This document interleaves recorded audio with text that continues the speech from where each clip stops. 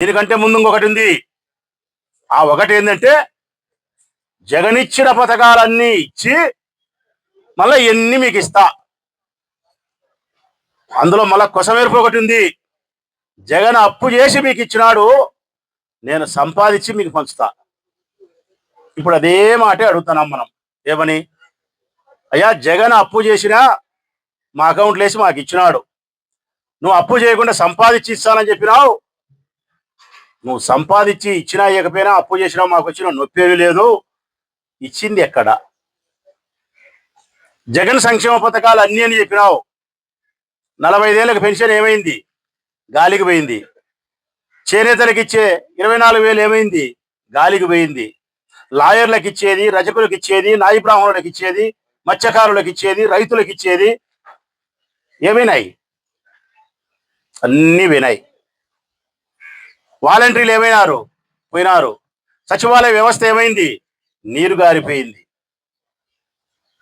ఇవి కాకుండా నీ సంక్షేమ పథకాలు సూపర్ 6 1,500 రూపాయలు 18 సంవత్సరాలు నిండితే ఎంతమంది ఉంటే అంతమందికి ఇస్తానని చెప్పినావు. ఎంతమంది ఉంటే అంతమందిని కాదమ్మా, ఇంకా మీకు ఓపిక ఉంటే కనండి అని చెప్పినాడు.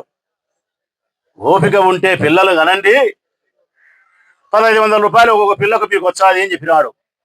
పొరపాటున ఎవరన్నా పేదరాలు నీ మాట నమ్మి ఈ సంవత్సర కాలంలో 1-2 కవల పిల్లలు కనింటే నువ్వు 1,500 ఇచ్చే మాట దేవుడెరుగు. వీళ్ళని పెంచలేక ఆయమ్మ తలపానం తోకకొచ్చే పరిస్థితి నిండు. ఇదే ఎవరి మాటలు నమ్మి ఇంట్లో గింజలు అమ్మాకరా అని చెప్పింది. ఇవన్నీ ఆయన చేసినాడు తప్పులు.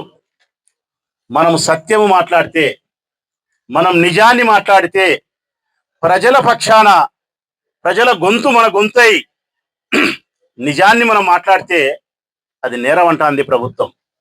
మీ మీద కేసు పెడతామంటాంది ప్రభుత్వం. మిమ్మల్ని జైలుకి పంపిస్తామంటాంది ప్రభుత్వం.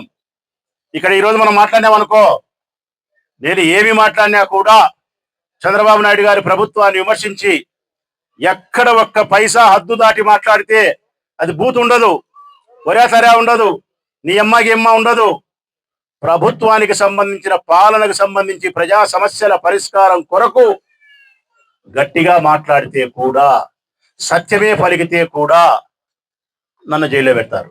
స్థాయిలో ఉండే నాయకులకు, కార్యకర్తలకు అందరికీ చెప్తా ఉన్నా, ఏ నియోజకవర్గంలో అయినా కానీ నాయకత్వం మీకోసం ఎంతవరకైనా తెగించి పోరాడాల్సిన బాధ్యత ఉంది. నియోజకవర్గ స్థాయి నాయకులు రాచమల్లనే ఈ వ్యక్తి వరకు వస్తే, క్షేత్రస్థాయిలో ఉండే కార్యకర్త కోసం ఎంపీటీసీ, జెడ్పీటీసీ, సర్పంచ్ నాయకులు మీరు ఎవరైతే ఉన్నారో, మీరు వైఎస్ఆర్ కాంగ్రెస్ పార్టీ జెండా బట్టి ప్రజా సమస్యల పరిష్కారం కోసం మీరు చేసే పోరాటానికి నేను మనసా వాచే కర్మేన మీతో అంకిత భావంతో ఉంటా. మీతో వచ్చిన ప్రతి కష్టాన్ని పంచుకుంటా, ప్రతి నష్టాన్ని నా నష్టంగా భావిస్తా. మీకు తోడు నేను, నాకు తోడు మీరు, మనందరికీ తోడు వైఎస్ఆర్ కాంగ్రెస్ పార్టీ జెండా. ఇదే మనం నినదించే నినాదం. ఈ సత్యాన్ని మనం గుర్తుపెట్టుకోవాలా. మీ గ్రామాలలో ఏ ప్రజలకు సంబంధించిన వారికి న్యాయం వారి వైపు నుండి పోలీస్ స్టేషన్లలో కానీ, ప్రభుత్వ కార్యాలయాలు కానీ పని జరగకుండా అన్యాయం ఉంటే తప్పనిసరిగా మీరు పోలీస్ స్టేషన్ పోండి. తప్పనిసరిగా ప్రభుత్వ కార్యాలయాలు అక్కడ సరైనటువంటి న్యాయం జరగకపోతే మండల స్థాయి నాయకులకు తెలియజేయండి, నాకు తెలియజేయండి. చిన్న విషయానికైనా నేను పోలీస్ స్టేషన్కి వస్తా, చిన్న న్యాయం కోసమైనా ప్రభుత్వ కార్యాలయానికి వస్తా.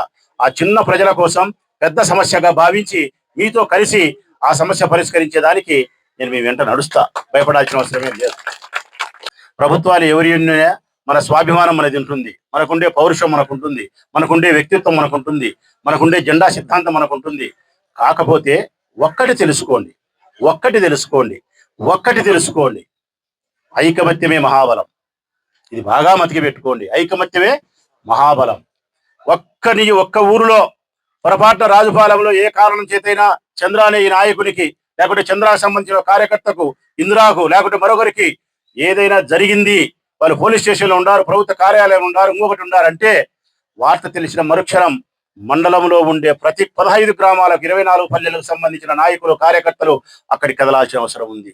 ఒక్కొక్క కాకికి దెబ్బ జరిగితే 100 కాకులు ఏ విధంగా వస్తాయో, ఒక్క కార్యకర్తకు నష్టం కలిగితే 100 మంది కార్యకర్తలు, నాయకులు అక్కడికి చేరగలిగినప్పుడు బలం ఉంటుంది మనకు, ధైర్యం ఉంటుంది మనకు. అట్లా కార్యక్రమాలకు మీరు పోయినప్పుడు నేను ఎక్కడున్నా మీరు కాకితో కబురు పంపితే నేను వస్తా.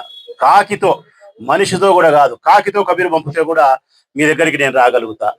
క్షేత్రస్థాయిలో ఎన్నికల గురించి నాగేంద్ర మాట్లాడినాడు, సత్యం అది.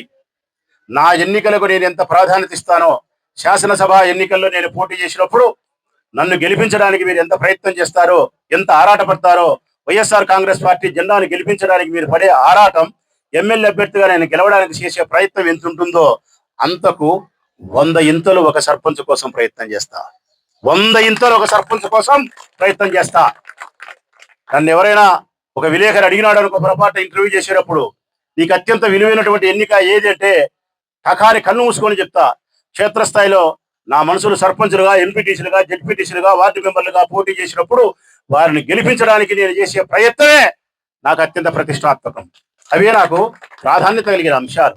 మళ్ళీ ఇప్పుడు కూడా చెప్తాను మీకు, 26లో ఎన్నికలు వచ్చినా, 27లో ఎన్నికలు వచ్చినా, స్థానిక సంస్థల ఎన్నికల్లో ఈ రాజుపాలెం మండలానికి సంబంధించి 15 గ్రామ పంచాయతీలలో మీరు పోటీ చేసే 15 సర్పంచులు కానీ, 9 ఎంపీటీసీలు కానీ, జెడ్పీటీసీ కానీ, వార్డు మెంబర్లు కానీ, వార్డు మెంబర్ల నుంచి మండలాధ్యక్షుల వరకు ప్రతి ఎన్నికలోనూ కూడా నేను మీ ఇంటి పెద్ద కొడుకునై మీతో ఉంటా.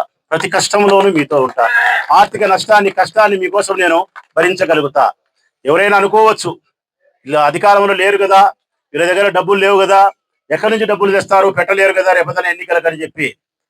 నేను మనస్ఫూర్తిగా చెప్తా ఉన్నా, మన దగ్గర వాళ్ళు చెప్పినట్టు నగదు ఇండ్లలో, బ్యాంకులలో మన దగ్గర డబ్బులు ఉండే స్థాయి కుటుంబాలు ఏమి కాదు. మనం సంపాదించుకోలే, మన దగ్గర అంత డబ్బులు కూడా లేవు. కాకపోతే దేవుని దయ వలన మనం ఏదో, మనకు భూములు ఉన్నాయి, పెద్దలు ఇచ్చిన భూములు, మనం సంపాదించుకున్న భూములు. మిమ్మల్ని గెలిపించడానికి ఒక చోట ఒక 5 ఎకరాలు 10 ఎకరాలు అమ్మితే మిమ్మల్ని గెలిపించడానికి కావాల్సిన డబ్బు వస్తుంది. తెలుగుదేశం పార్టీ నాయకులకు ఇదే నా హెచ్చరిక. 5 ఎకరాలైన అమ్ముతా, నా పంచ ప్రాణాలైనా మీకోసం ఇస్తా. నా 5 ఎకరాలైన అమ్ముతా, మీ నా పంచ ప్రాణాలైనా మీకోసం పనంగా పెడతా. కాబట్టి క్షేత్రస్థాయిలో ఉండే ఎన్నికల్లో మిమ్మల్ని గెలిపించడానికి అత్యంత ప్రాధాన్యతగా నేను తీసుకుంటా. వైఎస్ఆర్ కాంగ్రెస్ పార్టీ జెండా పట్టిన ప్రతి కార్యకర్త, నాయకుడు నా కుటుంబ సభ్యుల్లాగానే భావిస్తా. మీతో ఉండే అనుబంధానికంటే, రాజుపాలెం మండలం ఉండే నాయకులతో, కార్యకర్తలతో, యువతతో ఉండే అనుబంధానికంటే నా రాజకీయ జీవితంలో మధురమైన జ్ఞాపకాలు మరేటి లేవు. ఈ మండలం అంటే నాకు చాలా ఇష్టం. 2014లో కూడా నాకు మెజార్టీ ఇచ్చినారు, 2019లో నాకు మెజార్టీ ఇచ్చినారు, 2024లో కూడా ఒకవేళ అబద్ధాలు చెప్పినా, 3 పార్టీలు కలిసినా, ఈవీఎంలు మోసం చేసిన, రాజుపాలెం నుంచి మీరు ఏడ్చిన ఏడుపు తెలుగుదేశం ఎంత అంటే 300, 400. ఇంత ఏడ్చే మీరు ఏడ్చిన ఏడుపు ఎంత? 400 ఏడ్చినారు మీరు. 400 మీరు ఏడ్చినది అంటే రాజుపాలెం మండలం వైఎస్ఆర్ కాంగ్రెస్ పార్టీ పట్ల ప్రజలకు ఎంత ప్రేమ ఉంది, ఈ రాజుపాలెం మండలం ఉండే కార్యకర్తలకు, నాయకులకు వైఎస్ఆర్ కాంగ్రెస్ పార్టీ పట్ల ఎంత చిత్తశుద్ధి ఉంది, వారి గ్రామాలలో ఎంత గౌరవం ఉంది అనేది సుస్పష్టంగా సమాజానికి మనం తెలియజేయగలిగినాం. అందుకే రాజుపాలెం మండలం వైఎస్ఆర్ కాంగ్రెస్ పార్టీకి, రాజశేఖర రెడ్డి కుటుంబానికి ఇది కంచుకోటలాగా భావిస్తా. ఇక్కడ ఉండే నాయకులు స్ఫూర్తిదాయకమైన నాయకులుగా భావిస్తా, చైతన్యవంతమైన నాయకులుగా మిమ్మల్ని భావిస్తా. ఒక పార్టీలో ఉంటే 100 సంవత్సరాలైనా, 50 సంవత్సరాలైనా, 70 సంవత్సరాలైనా దాదాపుగా అదే పార్టీలో కొనసాగే సంస్కృతితో ఉండే మనస్తత్వం కలిగిన వాళ్ళు. అందుకే రాజుపాలెం మండలం పట్ల నాకు ప్రత్యేకమైనటువంటి ప్రేమ, గౌరవము మీ పట్ల ఉందని తెలియజేస్తూ సెలవు.